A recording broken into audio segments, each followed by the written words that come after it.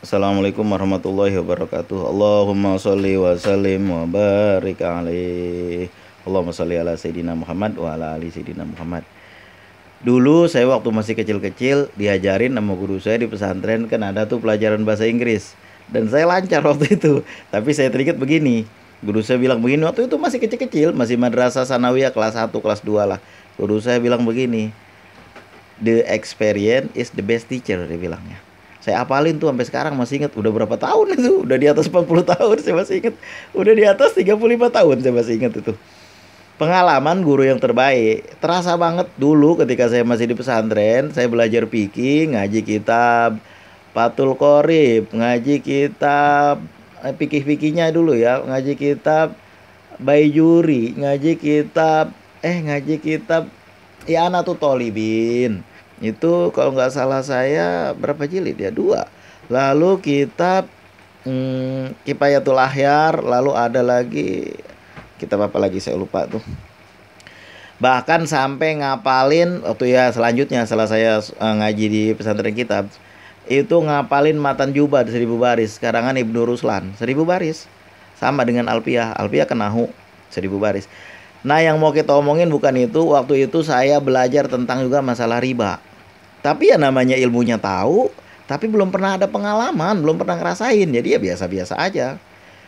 Saya tahu itu tapi biasa-biasa aja. Ilmu kita tahu memang ada jenis-jenis riba, ada macam-macam riba. Ya tapi kagak pernah ngerasain, itu aja masalahnya. Dan nggak terasa dalam hati. Orang betul bilang kagak ada bekasnya. Tapi begitu ngerasain di dalam hati, ngerasain dalam hidup, Masya Allah, bener apa kata guru gua. Makanya nih kita ada konten-konten kayak gini yang berbagi tentang masalah pengalaman-pengalaman yang lalu yang udah pernah dijalanin dan pengalaman jelek. Jangan sampai kena sama kita yang belum pernah ngalamin. Nah itu.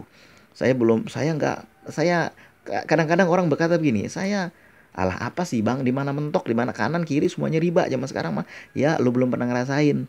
Mungkin kalau orang bikin itu bisa diputar-putar hukum fikih bisa diputer-puter, hadis bisa dibilang hadis lemah, sanadnya nggak kuat, bisa dibikin sama orang kayak begitu bisa.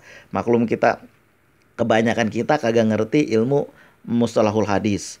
Jadi ilmu hadis riwayah, hadis diroya. Lalu orang juga ada yang ngutak-ngatik masalah fikih. Apakah semua harus berhubungan dengan fikih? Apakah imam-imam itu nggak salah? Ya lu mau ngomong apa kayak itu terserah lu, karena otak lu pinter. Tapi lu yang kagak bisa ngelawan. Ini orang Betawi maklum ngomongnya begini. Lu yang kagak bisa ngelewatin apa itu? Berkah. Kalau udah berkah kemana-mana kena. Dan berkah kagak ngelihat siapa-siapa. Asal kita pada jalan Allah, pada jalurnya, insya Allah berkah ada sama kita. Tapi kalau saya sekalipun barangkali ya, mungkin kalau saya enggak lah ya, karena saya tahu. Tapi orang yang udah pengalaman dia akan tahu, akan ngerasain, makanya dikasih tahu. Jangan. Makanya kalau ingin tutor bilang, saya udah ganti kulit 4 kali, kamu mau ngajarin saya? Ya saya percaya itu. Kenapa? Gue juga ngalamin, itu aja masalahnya. Gue juga ngalamin. Kalau udah riba berkahnya kagak ada. Kalau berkahnya kagak ada, kenapa emang bang? Nanti bukan hanya nol yang kita miliki, tapi minus. Akhirnya kita jadi minus, jadi berutang kita akhirnya gara-gara riba. Maka dari itu, apa orang yang dia udah pengalaman dikasih tahu sama kita, mungkin kita ngeyel. Bahasa apa ngeyel? Ya saya sering dengar itu ngeyel, dia bilang Allah, Allah begini, Allah begitu, hom dia bilang ya kan. Ujung-ujungnya nanti kalau udah kena geletak. Baru deh iya ya. Soalnya kenapa abang ngomong gini? Udah banyak banget yang nge-WA ke saya. Kalau kita dengerin suaranya juga. Kalau saya kan kagak nulis, karena kalau saya nulis WA lama. Saya rekam suara aja saya kirim. Ntar kalau udah nge-WA suaranya udah lemah, bang, Pak Ustadz begini begitu. Kenapa? Karena kita dalam tekanan. Karena dulu kita nggak pernah ngerasain, kita tahu memang. Saya tahu itu riba itu begini-begini, ada jenis-jenisnya, ada macam-macam. Bahkan kredit yang dua harga itu juga riba. Kalau misalnya beli tunai 10 juta, kalau kredit 15 juta atau 20 juta, itu dalam satu barang dua harga riba. Ngambil untung kebanyakan orang jual 100.000 bisa, kita jual 500.000. Sisanya yang berlebihan itu riba. Ayah gue kan pinter dagang, gue dapat untung. Iya berkahnya yang kagak ada, itu aja masalahnya. Makanya ulama dulu-dulu itu mengutamakan berkah. Berkah, bahkan kita pagi-pagi disuruh bangun, kenapa? Al barokatu fi bukuriha, berkah adanya pagi-pagi. Walaupun warung kita belum ada yang beli, pagi kita buka aja dulu. Kenapa? Berkah adanya pagi-pagi. Nah, begitulah kira-kira yang saya alami. Makanya kan kalau kita udah ngalamin, nih jangan sampai kena sama orang yang baru pernah ngalamin. Udah dibilangin, udah dikasih tahu, itu riba tuh nggak berkah. Sesuatu yang kita ambil punya orang dengan cara yang tidak antara di minkum. Kalau dagang kan antara di minkum. Ini tidak antara di minkum, berkahnya kagak ada. Kalau udah kagak berkah, bagaimana bang? Udah kagak ada berkah, habis. Udah kagak berkah, hilang. Tapi kalau yang berkah, saya bener juga. Bukan saya ngelihat yang sebelah kiri, yang belah kanan. Kiri aja, belah kanan saya lihat. Siapa itu? Orang-orang yang hidupnya jauh daripada itu semua. Mereka berkah. Berkah banyak banget itu kelihatan sama saya. Wah, kata saya, Tengku ini makin berkah hidupnya. Ya kenapa? Karena ya jualannya semakin maju, keluarganya sejahtera, anak-anak pada sekolah di tempat ngaji di tempat yang bagus. Ya kemudian nggak ada itu istilahnya keributan-keributan karena berkah. Nah ini kayak lihat tuh di komentar-komentar dulu siapa aja tuh, saya lihat tuh komentar-komentar rata-rata yang ngomongin masalah salawat. Itu rata-rata bilang, aduh kak, aduh mbak, aduh mas, aduh ustadz, aduh abang, saya dalam kesulitan begini-begini. Rata-rata masalah ekonomi. Ya karena dulu rata-rata pada umumnya suka ngambil riba. Itu akibatnya dari itu. Kenapa udah banyak banget bang masalah riba? Ya karena ini pokok daripada semuanya. Kita berdoa apapun, amalan apapun, sholawat bagaimanapun, kalau riba ya begitu-begitu aja nanti. Kagak bergerak-gerak, berkahnya yang kagak ada.